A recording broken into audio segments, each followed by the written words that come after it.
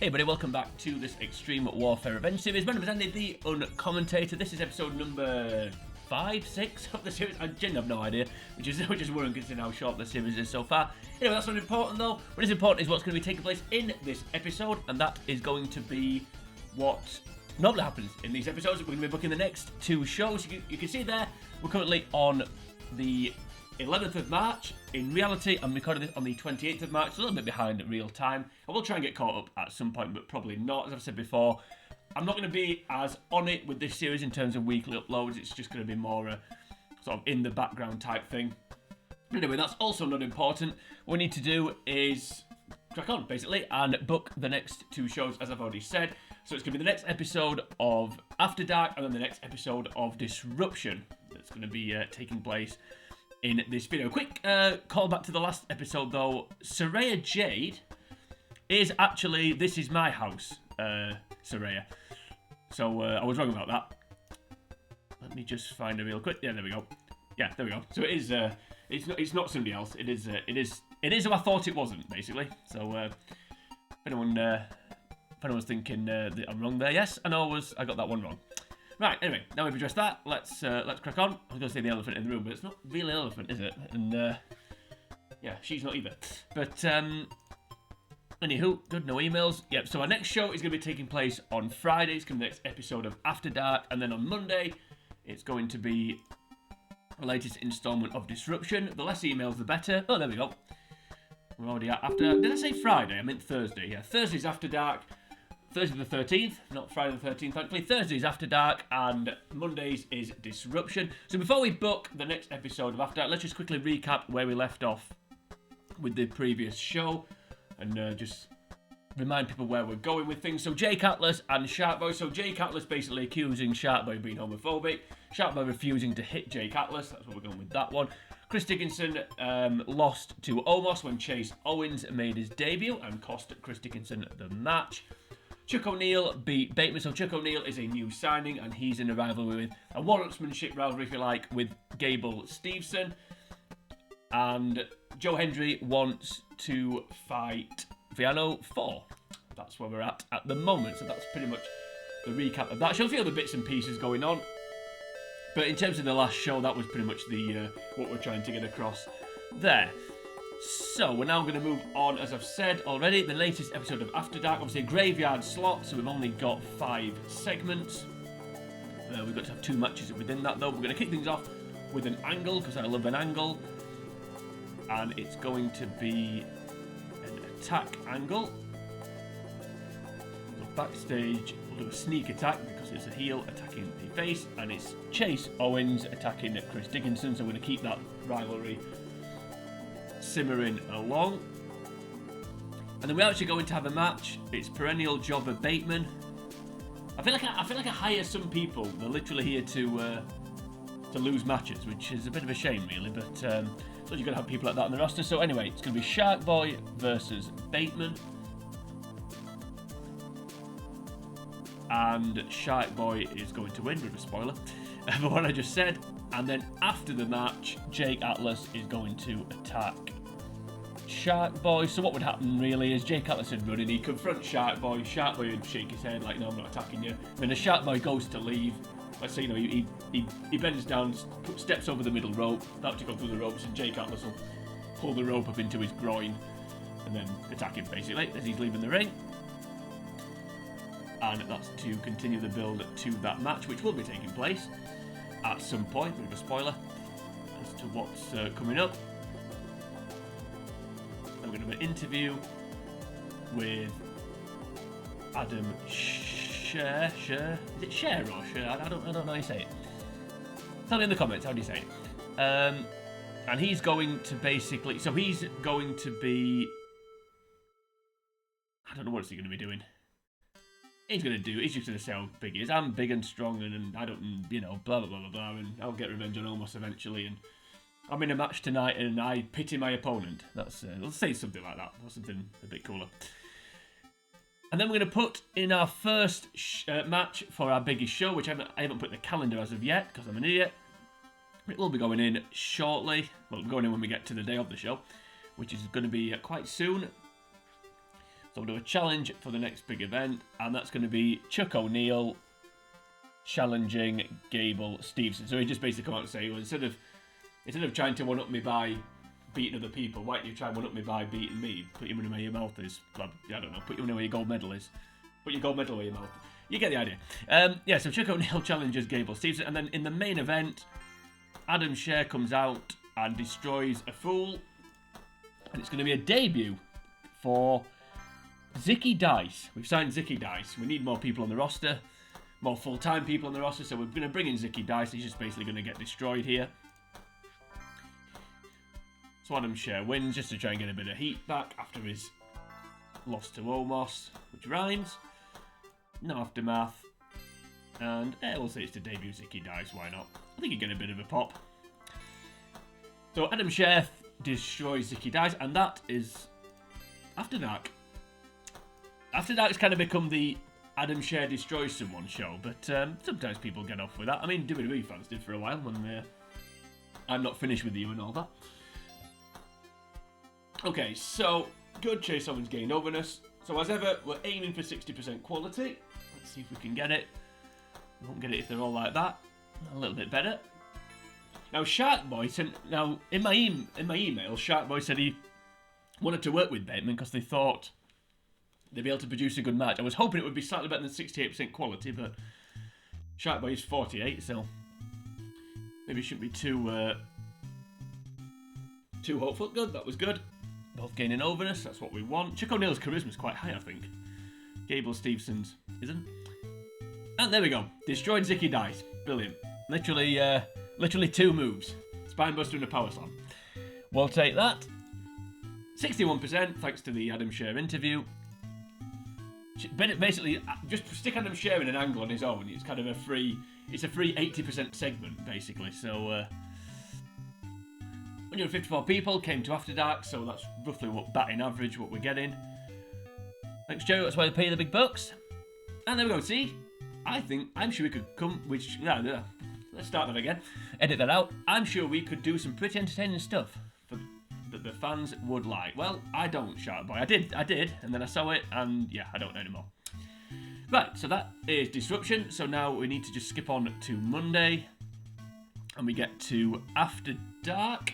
No, sorry, that was After Dark. Turn that round. Turn the car around. We're going home. So yeah, we need to skip on to Monday. 0.68. I think that's a new high. Yes, it is. Our ratings are good. I was hoping they're going to be excellent. But they are for Disruption. I've only got 6 weeks left for that contract, so I need to keep an eye on that. Do I renew it, or do I try and get on a different time slot? I'm leaning towards trying to get the different time slot, but a few emails. People have gone to toilet. Yeah, I'm thinking about trying to get a different time slot because we could really do with. I think 2 early evening shows is the way forward. Although if it's early evening, I can't really call it After Dark. So that's a moral quandary I need to think about. That would be false advertising. Right, so Malachi Black's gone to Ollie. Low Key's gone to MLW again. Kazuchika Okada's gone to MLW and left Ollie, so I'm assuming Malachi Black's replacing Okada. And Shibata's gone to MLW. So, all good stuff. I'm batting along quite. I mean, one thing I will say about doing short shows, it keeps these videos short, and it means I can skip on through pretty quick. Sammy Callahan's gone to PWG. He's wouldn't have done that on my watch. Tomohiro Ishii's gone to PWG. I think he did do that on my watch. I think I did book Ishii when I. If you wonder what I'm talking about, I've done another series on this channel where I booked PWG for a year, and I think I did employ Ishii for. I think I brought him in for. Or if I didn't, I thought about doing it, but I feel like I did. Eddie Kingston to PWG. I think he was one that. No, I don't think I ever brought him in. Sadly. Okay, so Monday the 17th of March. So let's get Disruption underway. And we're going to kick things off with yet another debut. And this time, more than any other time, so no one's going to get that reference.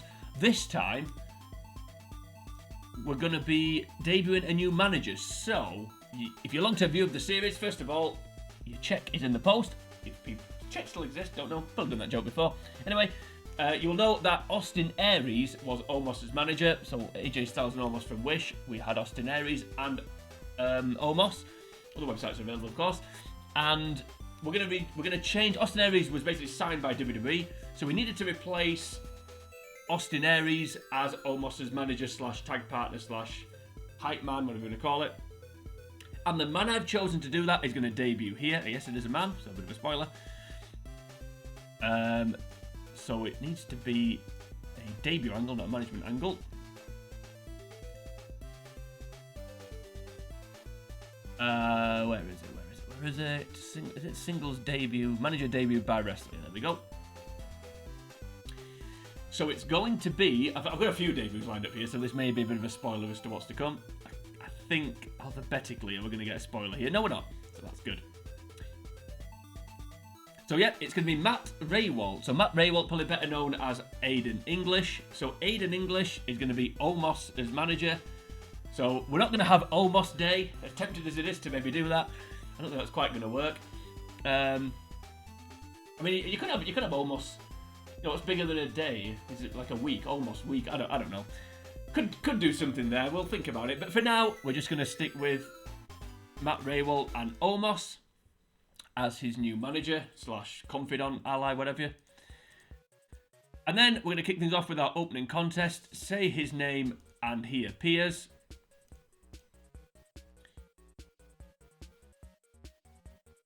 Because it's going to be Joe Hendry, and he's going to be taking on Brian Johnson. Another guy who's employed to lose, basically. However, he's not going to lose this match, he's actually going to win it. So Brian Johnson is going to win, and he's going to win because Viano 4 interferes. So Joe Hendry's interview about Viano 4, criticising him. Viano 4's finally responded. And he's not happy, and he's attacking Joe Hendry. And he's going to continue the assault. And I want to try and put Viano 4 over. So I want him to get some overness. So hopefully that will do the trick. And then we're going to move to match number 2 of 3 on this show. And it is once again Shark Boy in action, and he's taking on Zicky Dice, who's going to recover from his spinebuster power slam beating to take on Shark Boy. And Shark Boy is going to win. Zicky Dice pretty much here to lose. I need to hire some jobbers that I don't have to pay every time I use them, like I do Brian Johnson or Jervis Cottonbelly to a lesser extent. People that are not on pay by appearance. Zicky Dice is on a written contract. However, once again, Jake Atlas is going to run in. Not now though, he's going to run after the match.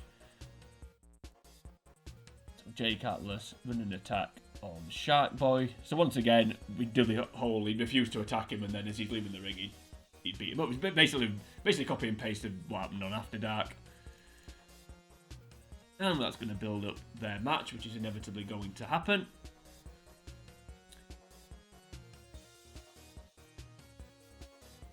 Okay. Now this next segment, why have I got this next segment? I'm not quite sure. We'll change it slightly.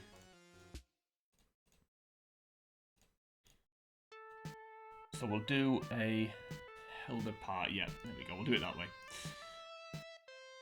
So it is Adam Scherr and Matt Raywalt. So what would happen? Not Maki Itoh. So Matt Raywalt. I on my booking sheet I had Adam Scherr attacks Matt Raywalt, but that doesn't really make much sense. So we're gonna just have a pull apart. A held apart. So Scherr will confront Raywalt, saying, "Oh, you're the latest stooge for Omos." Then Austin Aries saw the light. How long is it going to take you to see it? Something like, I don't know. Allude to Austin Aries, basically. And then Raywalt runs down Adam Scherr and says, "Well, last time you were in the ring with Omos, he beat you, and that was under Austin Aries' tutelage. Under my tutelage, he's going to destroy you." Something like that. That was quite cool, actually. Normally when I'm ad-libbing like that, I say something ridiculous, but that wasn't too bad. Anyway, move on. Don't pat yourself on the back.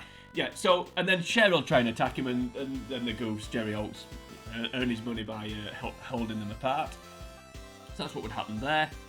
So again, just to kind of highlight the fact that feud is continuing. Okay, then next up, I need to remember what's going to happen yet. So next up, we're going to have an interview, and it's going to be with someone that's not been seen for a little while, and it's going to be Mina Shirakawa. So just Mina Shirakawa, not the rest of the blacklist. And she is going to be talking about Chris Dickinson. And not to Turner. So I'm going to say a verbal... I'm going to have to... Well, I'll say hype upcoming match, but obviously they're not fighting each other. So what would happen in this segment is... It would almost not be an interview. So Shirakawa would be backstage. The backstage interviewer, which I think is Lexi there, that we've hired, would run up to her and say, "Hey, Mina, where have you been? You know, we haven't seen you since the Blacklist debuted. Are you okay? Are you okay?" And Mina would just ignore her questions. She'd also be wearing quite a skimpy outfit.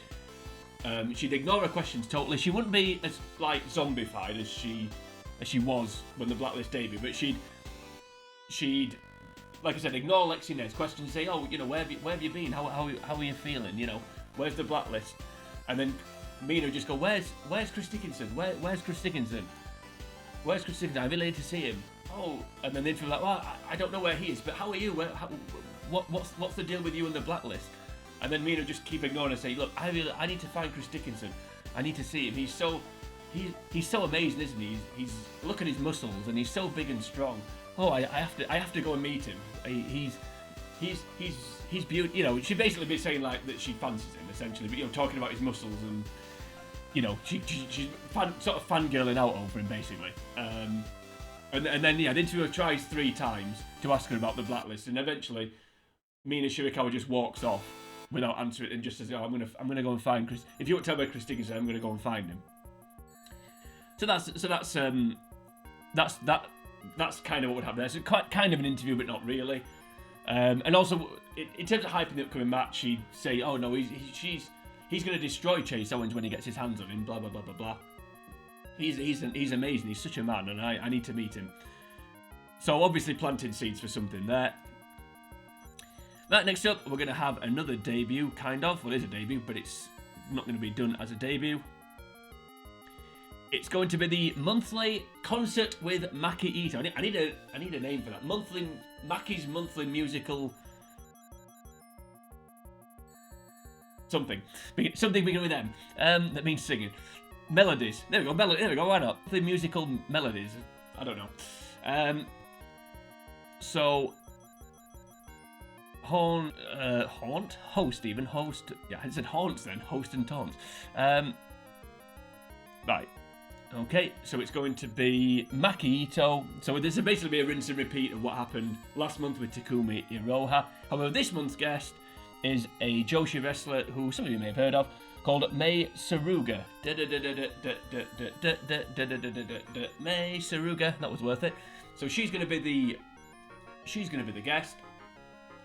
And again, it's just basically going to be rinse and repeat. Maki Itoh invites Mai Saruga to listen to her songs. She starts singing, Saruga doesn't like them, and then Maki Itoh gets annoyed and whacks her with the microphone. It's a bit like this totally niche reference, but if anyone used to play Pokemon Snap, the original one, when Jigglypuff was singing at the end of the cave level, if you played the flute, Jigglypuff stopped singing and got angry. So that's essentially what would happen here. So Mai Saruga's going to play the flute, and Maki Itoh's going to get annoyed. Again, a niche reference, but. Yeah, so again, that's setting up their match. So again, that's like I've said before, that's basically Maki Itoh's gimmick, where every month a new Joshi wrestler comes out, tells us she can't sing, and then they're having a match because of it. Probably get a bit repetitive after a little bit, but it is going somewhere. Long-term storytelling, that one.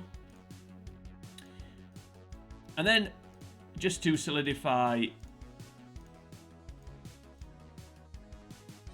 this partnership, it's going to be Matt Raywalt and Omos doing it. So what would happen in this segment? What would happen in this? So just Adam Scherr. And again, hype up connect. So what would going to happen here is Matt Raywalt and Omos are going to say, well, we're going to face at the next event. I can't remember what I've called it now, is it? I can't remember. And then whatever matches event's called, the name's totally gone out of my head. I have got a name for it. Resistance, I think I've called it. Yeah, no wonder I forgot it. Yeah, so it basically say, oh, we're going to be in a tag team match. It's going to be me and Omos versus Adam Scherr. And, oh yeah, he doesn't have any friends. So he's going to have to, he's got 10 days, however long it is. 11 days, 13 days, however, I don't know. whatever the difference between now and when the show is, to find himself a partner. So it's going to be Adam Scher and a mystery opponent versus Matt Raywalt and Omos. So that interview would set that up. In fact, we've got one more show. So I've got one more episode of After Dark, and then the March event, which I've called Resistance. Yes. So he would say that there, like, well, you've got less than a week to find yourself a partner. Because on Friday it's going to be, yeah. So this show ticket was on Monday. We've got Disruption. We've got After Dark, on Thursday, and then Friday it's going to be Resistance. So yeah. So he's got however many days, 4 days, whatever it is, to find himself a partner. And then finally, the main event. It's going to be a tag team match player. Not had too many of those so far. It's going to be Chase Owens and Bateman taking on, we're dusting off Grizzly Redwood and his partner Chris Dickinson. So quite a contrast there, Chris Dickinson and Grizzly Redwood.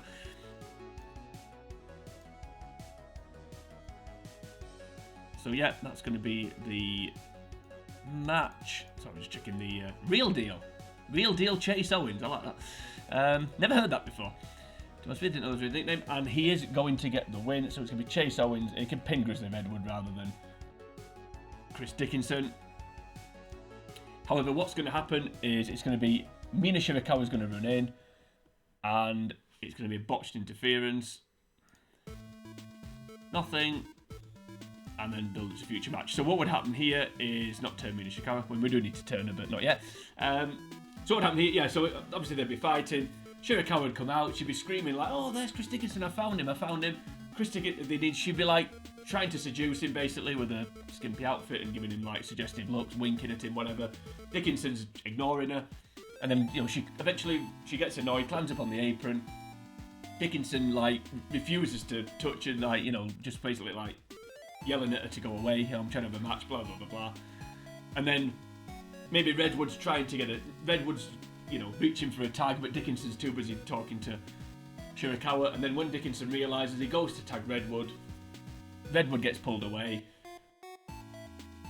And then Dickinson, sort of, maybe they just like, I don't know, but basically that you get the idea. So Dickinson doesn't get tagged in because of Shirakawa. Then Redwood gets pinned. And Dickinson, tries to get back, tries to get into the ring to break the pin up, but he can't.